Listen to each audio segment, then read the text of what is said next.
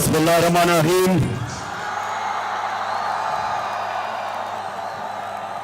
इय्याका नअबुदु व इय्याका नस्तईन। भावलपुर माशाअल्लाह, मैंने जब हेलीकॉप्टर से ऊपर से ये आपकी ग्राउंड देखी तो मैंने ऑन पट्टी को कहा कि ये जो सामने आपने जगह खाली की हुई है इसमें ख्वातीन को आने दे, वो शुक्र है वो आई गई है। और माशाअल्लाह मुझे जो खुशी है और मैं अल्लाह का खास शुक्र अदा करता हूं कि उसने मेरी कौम को जगा दिया। मेरी कौम एक जिंदा कौम बन चुकी है। अल्लाह ने मेरी कौम को शऊर दे दिया है, बेदार कर दिया है। और ये वो कौम अब वो बनने जा रही है इंशाअल्लाह जो मेरे ज़ियाती लीडर इलामा इकबाल की सोच थी और मेरे सियासी लीडर कायदे आज़म मोहम्मद अली जिन्ना जिसने जद्दोजहद की थी पाकिस्तान के लिए। ये है हमारे दो लीडर। और जो सारी दुनिया का लीडर रहमतुल आलमीन नबी सल्लल्लाहु अलैहि वसल्लम, ना कभी उनसे बड़ा कोई लीडर आया ना आ सकता। तो पाकिस्तानियों, अब मुझे आपने जवाब देना कि जब मेरा मुल्क बन रहा था तो एक नारा था कि पाकिस्तान का मतलब क्या और मेरा तेरा रिश्ता क्या। और ये जो नौजवान, क्योंकि मैं खास तौर पर अपने नौजवानों से मुखातब हूं,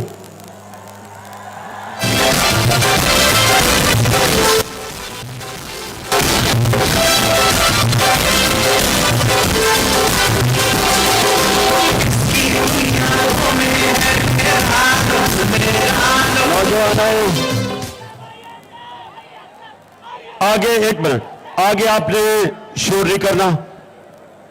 और आपको ये अगला स्टेज आपने जो बना दिया है, आपने अब डिसिप्लिन बन के रहना। डिसिप्लिन। अच्छा जी, ला इलाहा इल्लल्लाह, इसका नौजवानों आपने इसका मतलब समझना है। ला इलाहा इल्लल्लाह एक इंसान को गैरत देता है। जो इंसान जिसके दिल में ला इलाहा इल्लल्लाह आ जाता है वो कभी किसी के सामने नहीं झुकता, कभी किसी के सामने हाथ नहीं फैलाता, क्योंकि उसकी उम्मीद अल्लाह से है कि अल्लाह तेरी इबादत करता हूं, तेरे से मदद मांगता हूं। वो इंसान को, एक छोटे इंसान को एक बड़ा इंसान बना देता है। वो एक कौम, मेरे पाकिस्तानियों, मदीना में जो मेरे नबी सल्लल्लाहु अलैहि वसल्लम ने जो एक कौम बनाई थी वो ला इलाहा इल्लल्लाह पे बनी थी। और उसने उन लोगों को जिनकी कोई हैसियत ही नहीं थी, उस ला इलाहा इल्लल्लाह ने उनको दुनिया की इमामत करवाई। तो वक्त की सुपर पावर्स उनके सामने घुटने टेक गई। कई सौ साल तक उन्होंने दुनिया की इमामत की ला इलाहा इल्लल्लाह पे। ला इलाहा इल्लल्लाह का मतलब कि मैं अल्लाह कोई ऐसी चीज नहीं करूंगा जिससे जिससे मेरा ज़मीर, मैं अपने ज़मीर को बेचूं। कोई ऐसी चीज नहीं करूंगा। जो ला इलाहा इल्लल्लाह समझ जाता है बावलपुर, वो कभी लोटा नहीं बन सकता।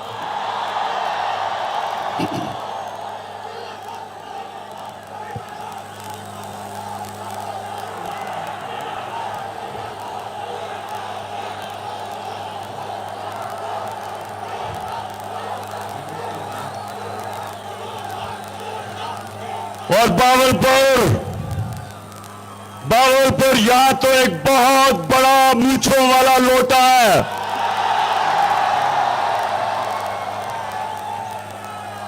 साढ़े 3 साल हुकूमत में बैठ के एयाशी करता है और फिर लोटे का मुंह उधर चला जाता है। तो बावलपुर मेरे से वादा करना, सामने चुप, शोर ना करो। मेरे से वादा करो कि आपने इस लोटे को किसी सूरत जीतने नहीं देना।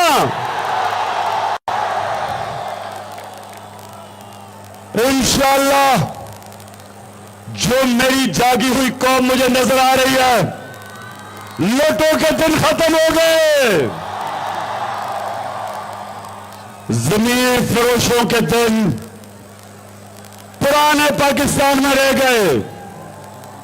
हमारा पाकिस्तान वो बनने जा रहा है जो मेरे सियासी लीडर कायद-ए-आज़म मोहम्मद अली जिन्ना एक गुलाम हिंदुस्तान में एक आजाद लीडर कायद-ए-आज़म, उसके मुखालफीन भी उसे कहते थे कि सादिक और अमीन है, सच्चा इंसान है। और वो जो हमारा लीडर था, उसने तब कहा, आज से कई साल पहले नरेंद्र मोदी के हिंदुस्तान में प्राइम मिनिस्टर बनने से पहले, उसने तब कह दिया था कि मुसलमानों देख के रहो कि कहीं अंग्रेज की गुलामी के बाद आप हिंदू की गुलामी ना करें, इसलिए पाकिस्तान बनना जरूरी है। और आज हिंदुस्तान के अंदर मुसलमानों का हाल देखो, किस तरह की वो बेचारे गुलामी कर रहे हैं। मेरे कायद ने पहले ही मुसलमानों को बता दिया था कि इसलिए पाकिस्तान जरूरी है कि सिर्फ एक आजाद कौम, एक आजाद इंसान, एक आजाद कौम, उसी की परवाज ऊपर होती है। और ला इलाहा इल्लल्लाह वो ही कौम जो आजाद होती है, क्योंकि वो जंजीरें तोड़ देते हैं आप जब आप अल्लाह से दावा करते हैं कि मौला तेरे अलावा किसी के सामने मैं नहीं झुकूंगा। तो मुझे जरा मेरे बावलपुर के बाशऊर, बेदार, बाशऊर, गैरतमंद पाकिस्तानियों, आपने मेरे से वादा करना है कि ये जो अब पाकिस्तान बनने जा रहा है, आपने मेरे से वादा करना है कि आपने कभी सिवाय अल्लाह के किसी के सामने नहीं झुकना। कितने पैसे? आपने कभी इस तरह के लीडर के साथ नहीं जाना जो ये कहे, दिखाओ जरा,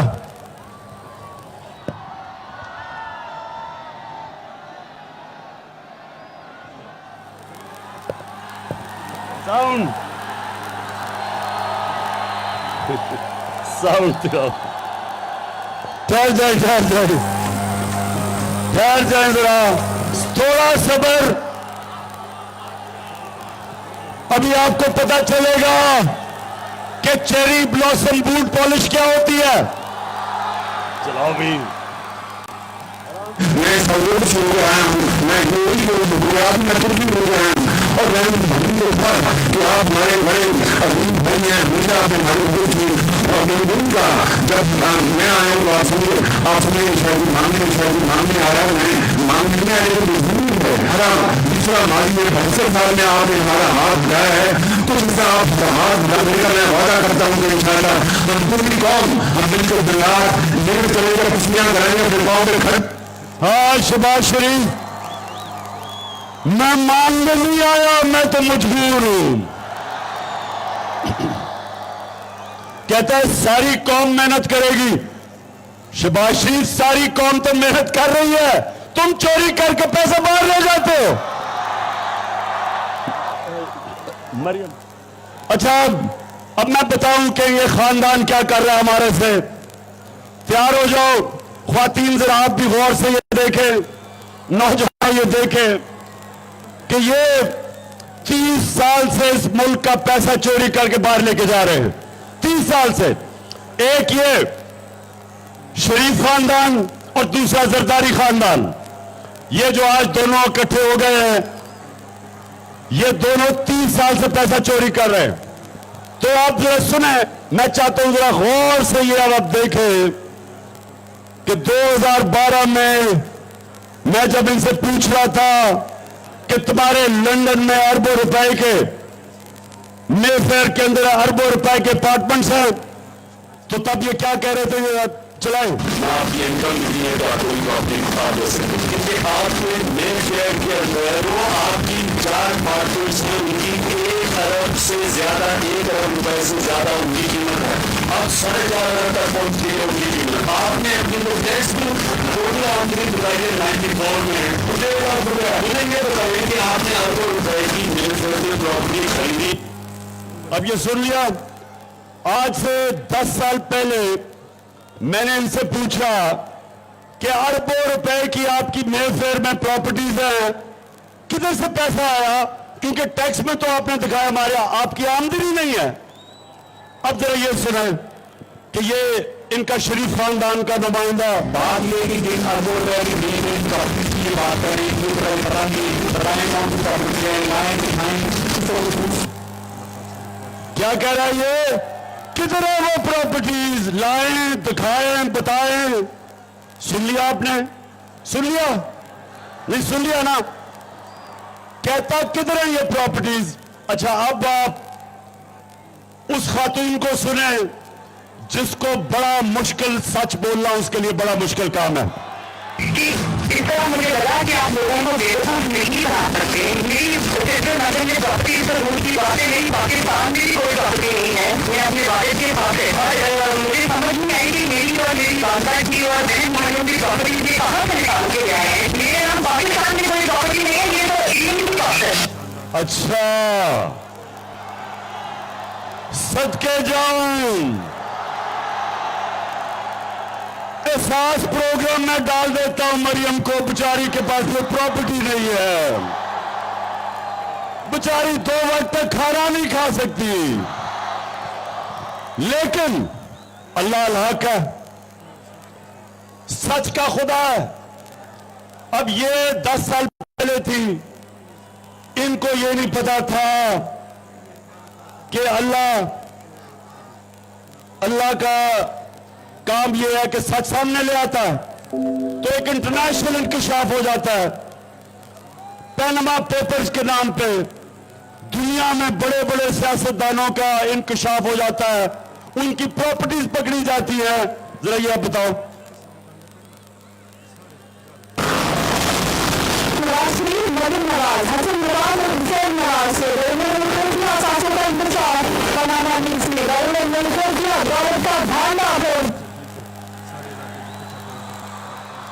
सुन लिया?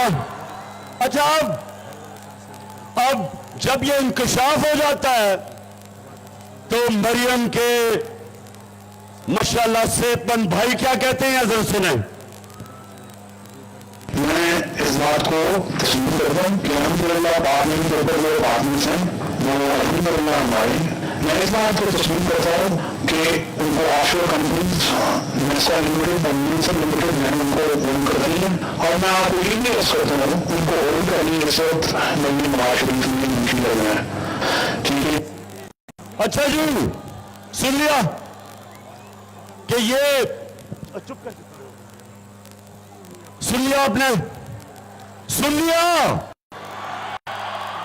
कि अल्हम्दुलिल्लाह प्रॉपर्टीज हमारी हैं। जो पहले कह रहे थे हमारी नहीं है। मरियम बेचारी तो कह रही मैं तो पाकिस्तान छोड़े, दुनिया में मेरे पास कुछ नहीं है। अब पता चला कि अरबों रुपए के, करोड़ों नहीं, अरबों रुपए के लंदन के सबसे महंगे इलाके में 4 बड़े बड़े महलात वो जनाब मरियम नवाज के थे। अब मरियम के पास तो पैसा नहीं है, मरियम के पास तो पैसा नहीं, उसकी तो कोई आमदनी नहीं। तो ये पैसा किधर से आया? भागलपुर। ये पैसा आपका था। मैं फिर से बता दूं, माशाअल्लाह इतनी तादाद में आज हमारी ख्वातीन आई हैं, माशाअल्लाह। अब मैं पूछता हूं आपसे कि करप्शन में और चोरी में क्या फर्क है? चोरी और करप्शन में क्या फर्क है? चोरी होती है जब कोई आपके घर में डाका मारे, आपकी चीजें चोरी कर ले, कोई आपकी जेब कुतरी से टेलीफोन निकाल ले, ये चोरी होती है। करप्शन वो होती है जब कौम का पैसा चोरी किया जाता है। चोरी से मुल्क नहीं तबाह होते। जब हुक्मरान, वजीर आजम, सदर, जब वो पैसा चोरी करते हैं मुल्क तबाह हो जाते हैं। आज जितने भी मुल्क गरीब है, जितने मुल्कों में गुर्बत है, वहां इसलिए गुर्बत नहीं कि वसाइल की कमी है, गुर्बत इसलिए कि उनके साहिब इख्तिदार पैसा चोरी करके मुल्क से बाहर पैसा लेके जा रहे हैं, जिस तरह ये शरीफ है और सरदारी है। तो पाकिस्तानियों, मैं जो आज आपके पास आया हूं, मैं आपको तैयार करवा रहा हूं हकीकी आजादी की तहरीक के लिए। आप सबको तैयार करवा रहा हूं कि हमने अपने आप को इन चोरों से आजाद करना है।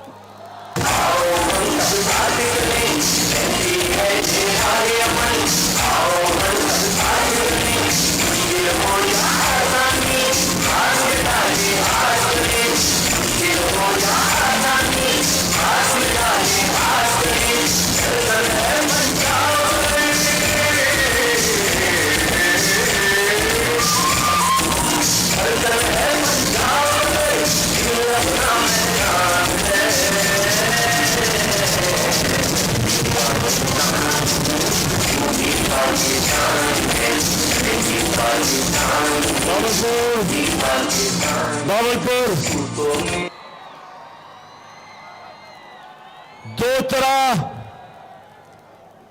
दो तरह एक मुल्क में तब्दीली आती है। एक, और तब्दीली का मतलब यह कि साहिब इख्तिदार, रूलिंग एलीट जो मुल्क के ऊपर कब्जा करके बैठी होती है, उसको हटाते दो तरह हैं। या इमाम खुमैनी जैसा खूनी इनकलाब आता है, और या बैलेट के जरिए, इलेक्शन के जरिए एक कौम अपने साहिब इख्तिदार जो पंजे गाड़ के बैठे होते हैं उनको उठा के बाहर फेंकती है। तो हमारे सामने दो रास्ते हैं, और मैं आज पीडीएम तीन शक्लें, 3 स्टूडेंट्स, सबसे खौफनाक शक्ल और मुल्क की बड़ी बीमारी आसिफ जरदारी, एक ये।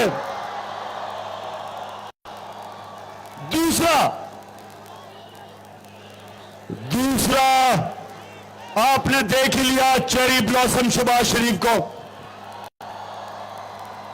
जूते देखते पॉलिश शुरू कर देता है। और जिस तरह मैंने कहा, बूट देखते तो खास पॉलिश शुरू कर देता है, और बड़े बूटों की खास ऐसी चमकदार पॉलिश करते हैं कि शक्ल नजर आती है उसको उनको में। और तीसरा बताओ,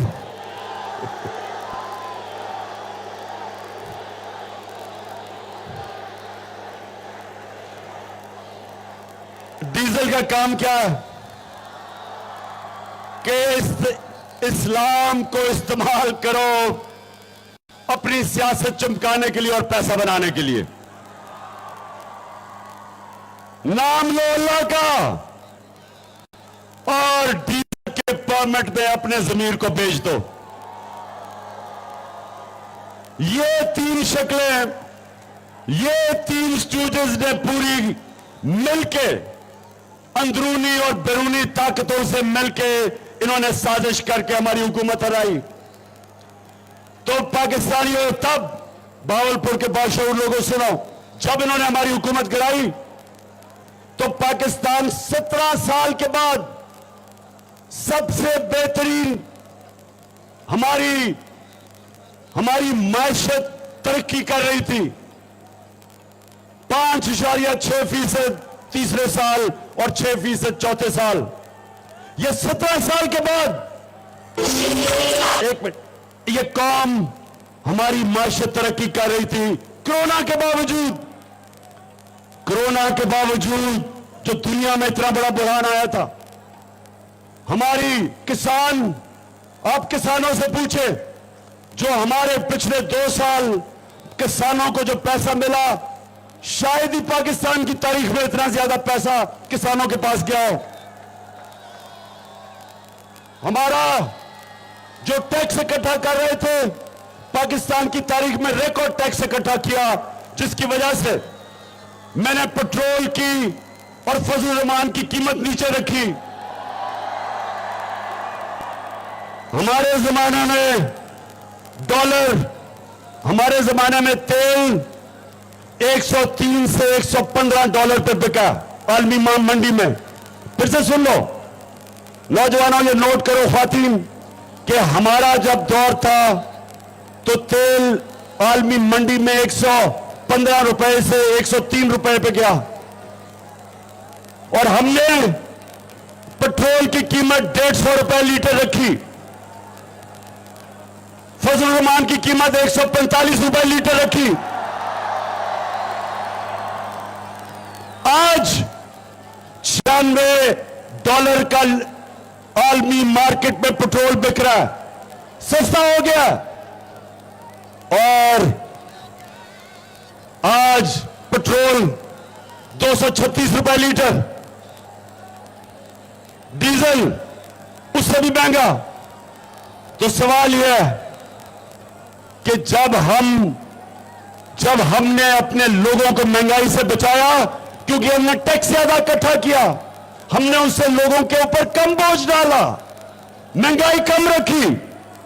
इन्होंने बार बार कहा कि जी बहुत महंगाई बढ़ गई।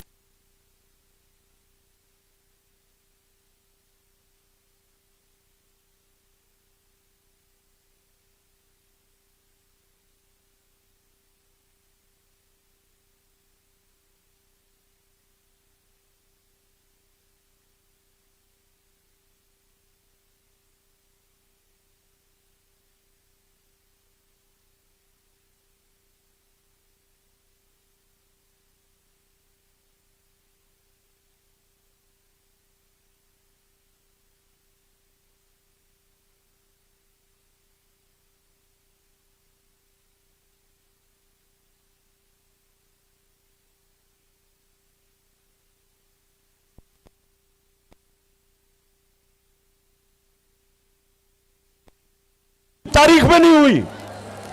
या ख्वातीन है, घरों में बिजली के बिल आए होंगे, आप खुद बताएं कि कभी ऐसे बिजली के बिल किसी को मिले हैं?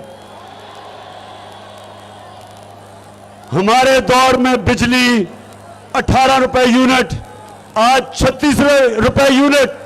टैक्स मिला के 50 रुपए यूनिट। लोगों को बेचारों को समझ नहीं आ रही कि बिजली का बिल दे या बच्चों की फीस या बच्चों के लिए खाना पीना सब महंगा हो गया। तो ये आए किस लिए थे बावलपुर? ये आए किस लिए थे? क्योंकि महंगाई के तो रिकॉर्ड तोड़ दिए। किस लिए आए थे? एनआरओ लेने के लिए, अपनी चोरी माफ करवाने के लिए। जो इन्होंने करप्शन की थी, ये वो केसेस खत्म करने के लिए आए थे। ये अवाम की खिदमत करने नहीं आए थे। ये डाकू अपने केसेस जो अवाम का पैसा चोरी किया था वो माफ करवाने आए थे। 1100 अरब रुपए के इन्होंने पार्लियामेंट में अमेंडमेंट करवा के नैब के कानून में 1100 अरब रुपया माफ करवाया है। बावलपुर, ये आपका, इस कौम का पैसा जो आपको मिलना था, जो आपका चोरी का पैसा था, इन्होंने आके चोरों ने माफ करवाया। तो बावलपुर अब आगे किधर जा रहा है पाकिस्तान? सुने जरा गौर से। अब ना इंडस्ट्री बंद हो रही है, बेरोजगारी बढ़ रही है, टैक्स कलेक्शन कम हो रही है, एक्सपोर्ट्स कम हो रही हैं, जो बाहर से पाकिस्तानी रेमिटेंसेस भेजते थे वो कम हो रहे हैं, मुल्क की जो माइशत है वो सिकुड़ रही है, कर्जे बढ़ रहे हैं। ये पाकिस्तान को अंधेरे की तरफ लेके जा रहे हैं। अब इसका सिर्फ एक तरीका है, मेरे पाकिस्तानी तैयार हो जाओ, इसका सिर्फ एक तरीका है कि पाकिस्तान में साफ और शफाफ इलेक्शन करवाए जाए।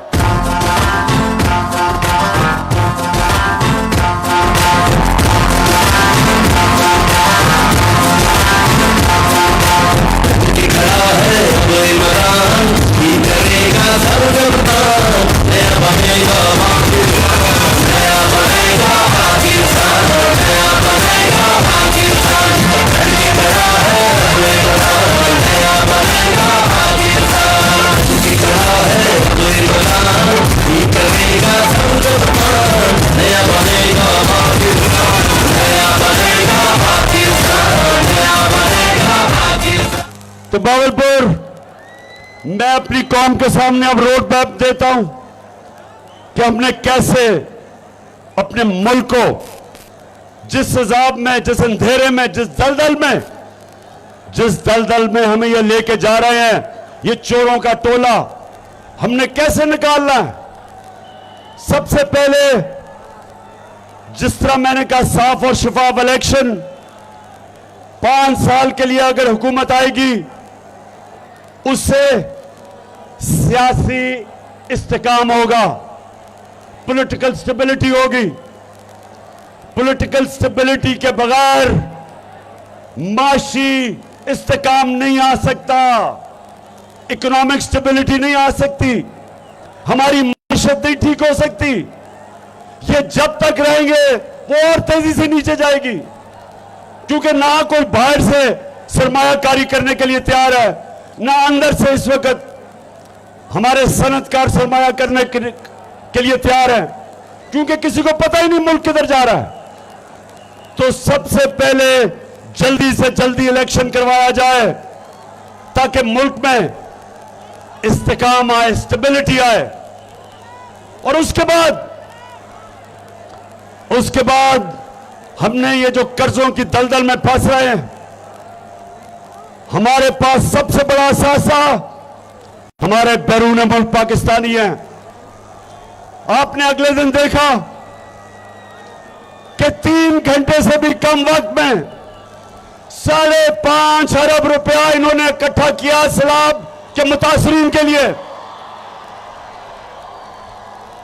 ये हमारा सबसे बड़ा असासा है। हमने इनसे सरमायाकारी करवानी है पाकिस्तान में। 1 करोड़ पाकिस्तानी बाहर बैठा है। अगर 5 लाख पाकिस्तानियों ने भी, बैरून मुल्क पाकिस्तानियों ने भी पाकिस्तान में सरमायाकारी कर दी, हमें कोई IMF की जरूरत नहीं पड़ेगी, हमें कोई किसी के सामने हाथ फैलाने की जरूरत नहीं पड़ेगी। और इंशाअल्लाह ये मैं अब सबके सामने दावा करता हूं कि मैं पूरा प्लान बना रहा हूं कि अपने बैरून मुल्क पाकिस्तानियों को किस तरह उनको पाकिस्तान में सरमायाकारी करवाएं, कैसे हम अपने बैरून मुल्क पाकिस्तानियों को कहें कि पाकिस्तान में इन्वेस्ट करें बजाय दुबई में, बजाय और किसी मुल्क में। लेकिन उसके लिए हमें एक काम करना पड़ेगा, हमने पाकिस्तान के अंदर कानून की हुक्मरानी कायम करनी पड़ेगी, रूल ऑफ लॉ कायम करना पड़ेगा, इंसाफ का निजाम ठीक करना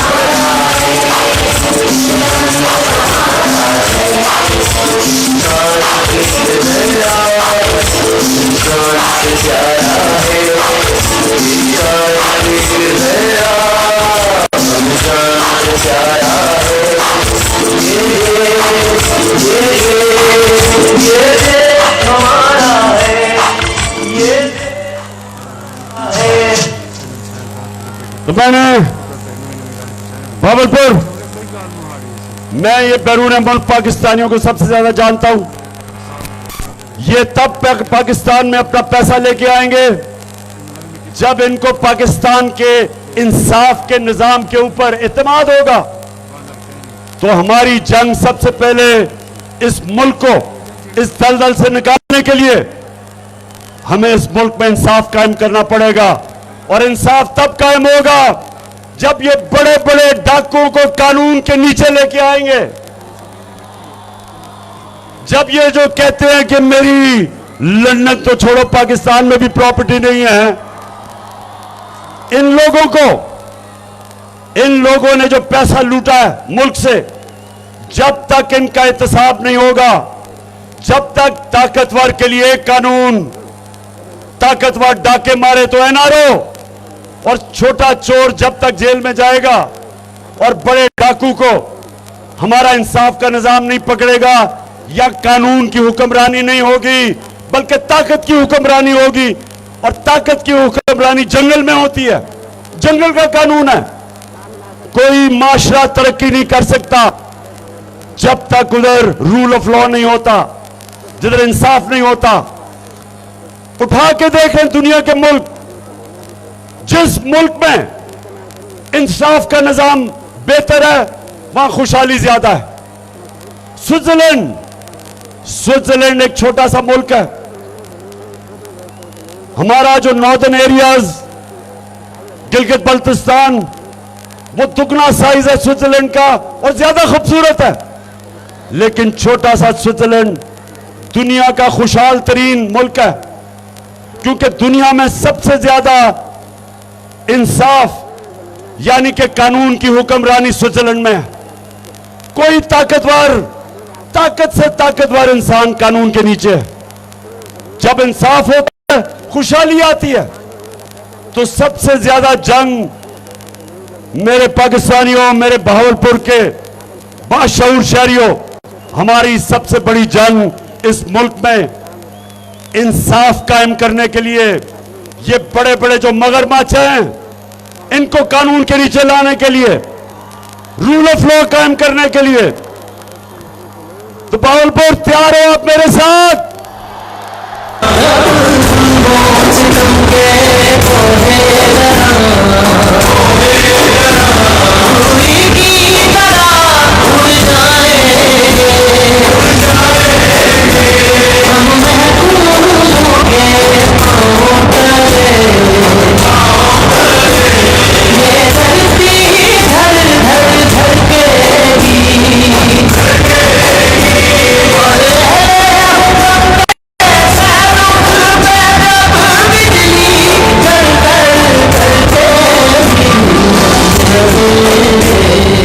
जो पाकिस्तान हम चाहते हैं, किसी थाने के अंदर किसी गरीब आदमी पर जुल्म नहीं होगा। कोई शहबाज गिल जैसे लोगों को और जमील फारूकी जैसे सहाफियों पे किसी किस्म का जुल्म नहीं होगा। जो पाकिस्तान हम देखना चाहते हैं, और कोई ताकतवर एनआरओ नहीं ले सकेगा। कानून सबके लिए एक होगा और हम वो पाकिस्तान चाहते हैं कि कोई इदारा कानून नहीं तोड़ सकेगा। सारे इदारे जो आइन के अंदर, जो दायरे के अंदर रह के काम करेंगे, सारे इदारे कानून की हुक्मरानी मानेंगे। ये जो गलत आदतें पड़ी हुई हैं इस मुल्क में, ताकतवर जो मर्जी चाहे कर दे, कत्ल करे, चोरी करे, रिश्वत ले, जो मर्जी करे, हमारा इंसाफ का निजाम नहीं उनको पकड़ सकता। सिर्फ गरीब लोग जेल में हैं।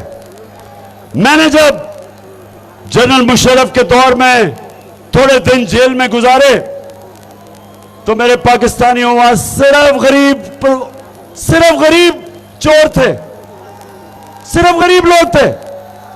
बड़े बड़े डाकू मैं असेंबलियों में देखता था, ईवानों में थे। सिर्फ बेचारा कमजोर जेल में जाता है। और ये इसके ऊपर ऐसे निजाम के लिए हजरत अली रज़ियल्लाहु ताला ने कहा था कि कुफर का निजाम चल जाएगा, लेकिन जुल्म और नाइंसाफी का निजाम कभी नहीं चल सकता। यह है हमारी जंग कि जो ताकतवर इस मुल्क में, अगर उसको पुलिस वाला रोकता है, कानून तोड़ता है, पुलिस वाला रोकता है, वो आगे से कहता है पता नहीं मैं कौन हूं।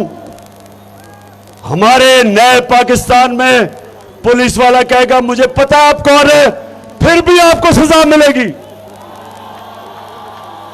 हम वो पाकिस्तान देखना चाहते हैं। हम वो पाकिस्तान देखना चाहते हैं जिसके किसी की यह जरूरत नहीं होगी कि वो कोई बहुत बड़ा मीडिया हाउस बन के पैसे लेके लोगों की पगड़ियां उछाले, उनके घर वालों की तौहीन करे, घर में औरतें उनकी तौहीन करे। किसी मगरबी ममालिक में कानून बने हुए हैं, कोई ब्लैकमेल नहीं कर सकता, क्योंकि कानून इंसान की इज्जत, उसकी डिग्निटी की हिफाजत करता है। और इंशाअल्लाह, क्योंकि मेरी कौम बेदार हो गई है, मेरी कौम जाग चुकी है, वो वक्त ज्यादा दूर नहीं कि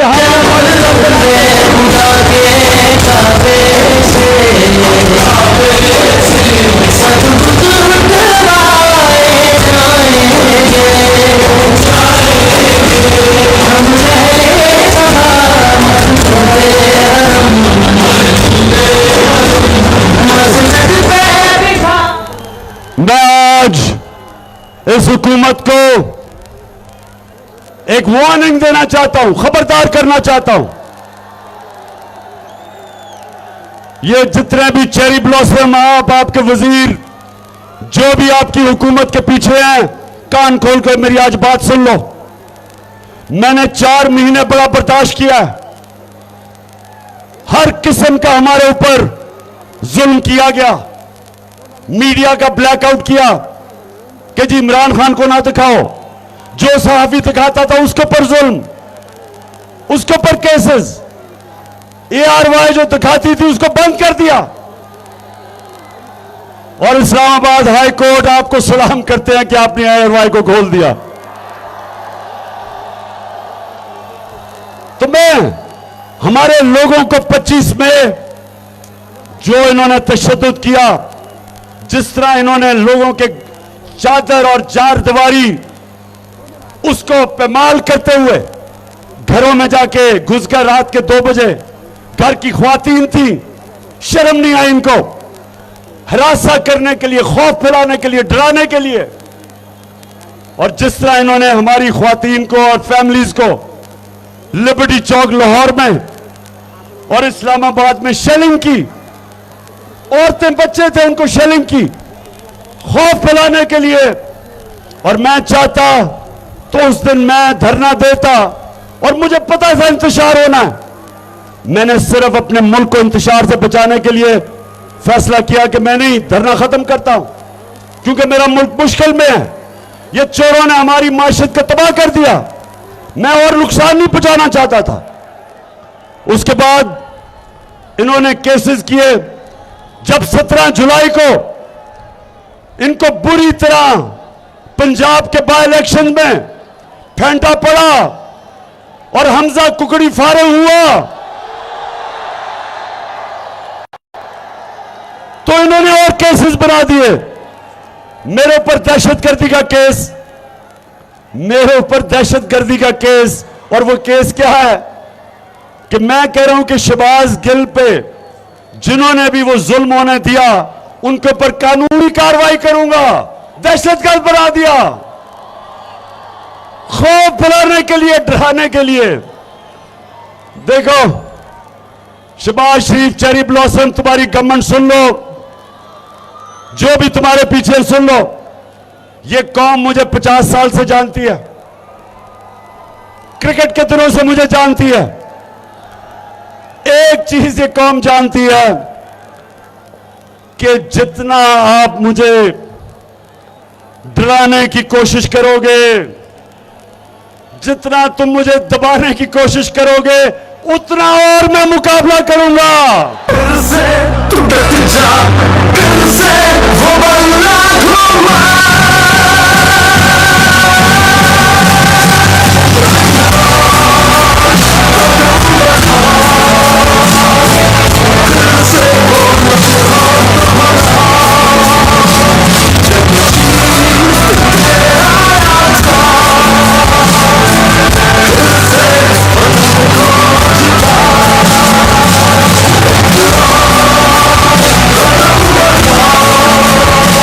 आज पाकिस्तानी कौम मेरे साथ खड़ी है। कराची से लेके ऊपर गिलगित बल्तिस्तान तक, खैबर पख्तूनख्वा, मैं अभी आपको बलूचिस्तान में भी साबित करूंगा कौम मेरे साथ है। अभी मैं सिंध में जा रहा हूं और इंशाल्लाह साबित करूंगा कि सिंध की अवाम भी ये जरदारी माफिया को शिकस्त देने के लिए सब मेरे साथ है, साबित करूंगा मैं। तो मैं चेरी ब्लॉसम सुन लो गौर से, ये जो हरबे इस्तेमाल कर रहे हो मेरे खिलाफ, मेरे लोगों के खिलाफ, ये जो आप समझ रहे हैं कि आपकी वजह से हम घबरा के पीछे हट जाएंगे, मैं आज आपको पैगाम देना चाहता हूं कि मैं सिर्फ अपने मुल्क की खातिर मैं कोई वो हरकत नहीं कर रहा जिससे मेरे मुल्क को नुकसान हो। लेकिन मेरी अगर आपने दीवार के साथ मेरी कमर लगा दी तो याद रखें कि मैं कॉर्नर टाइगर बन सकता हूं।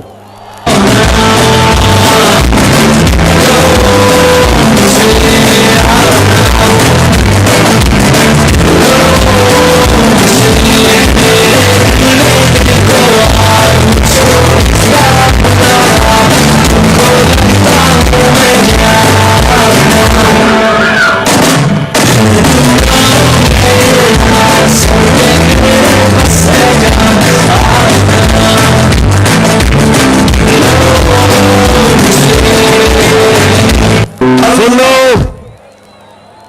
एक कॉल दूंगा, एक कॉल, और इस्लामाबाद में तुम्हें छुपने की जगह नहीं मिलेगी। और मैं करीब पहुंचता जा रहा हूं उस कॉल के लिए।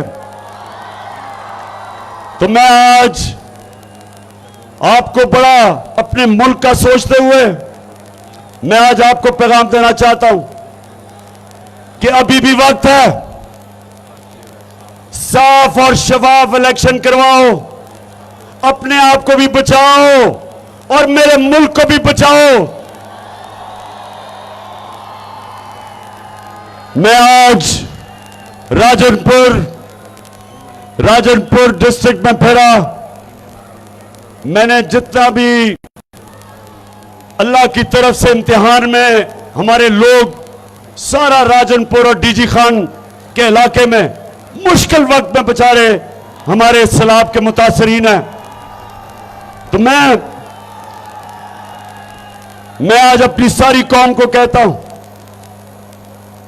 कि ये हमारा फर्ज है, ये अल्लाह का हुक्म है कि जब हमारे इंसान मुश्किल में हो तो हम सब पे फर्ज हो जाता है हम उनकी मदद करें। इंशाअल्लाह मैं अपने लोगों के लिए, मुतासरीन के लिए, सारे पाकिस्तान में, बलूचिस्तान, सिंध, पंजाब, पख्तूनख्वा, गिलगित बल्तिस्तान और आजाद कश्मीर, इंशाअल्लाह इन सब के लिए मैं पैसे इकट्ठे करूंगा। बैरून मुल्क पाकिस्तानी वो मुझे बार बार कह रहे हैं कि पिछली टेलीथॉन में टाइम कम था, पैसे देने चाहते थे। इंशाअल्लाह उनके लिए मैं अगले इतवार को एक और टेलीथॉन करूंगा और ये सारा पैसा और जितने मेरे टाइगर फोर्स है, नौजवानों आपने मेरी टाइगर फोर्स ज्वाइन कर जानी है, क्योंकि हमने लोग उन इलाकों में अपनी गवर्नमेंट के साथ मिलकर लोगों को भेजना है जिधर अभी भी लोग बड़ी मुश्किल में हैं। मैंने वो देखा, लोग, बच्चों, वो मच्छर, सारा चारों तरफ पानी है, मच्छर है, बच्चों को उस मुश्किल में है, बेचारे, मुश्किल वक्त है। तो हमारे ऊपर, सबके ऊपर है और इंशाअल्लाह मैं अपनी कौम को भी मोबिलाइज करूंगा, पैसे भी इकट्ठे करूंगा और पूरी कोशिश करूंगा कि हम अपने जो बेचारे पाकिस्तानी आज मुश्किल में हैं उनकी जिंदगी आसान करें। और उसके लिए भी बावलपुर, आप मेरे साथ खड़े हो। वैसे बावलपुर आज मेरा बड़ा दिल खुश हुआ आपका जोश और जज्बा देख के।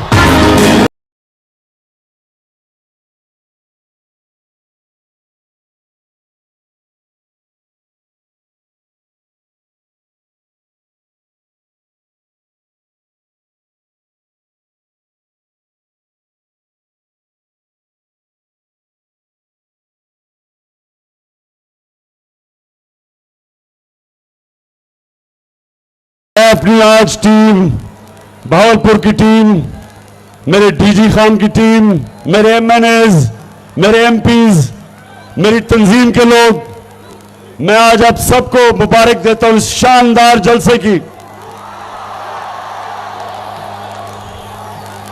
और आपके लिए भी मैं आज जाते हुए आप पे भी फर्ज कर रहा हूं, भावलपुर आपके लिए भी फर्ज कर रहा हूं कि आपने लोटे को पूरी तरह शिकस्त देनी है पाकिस्तान से।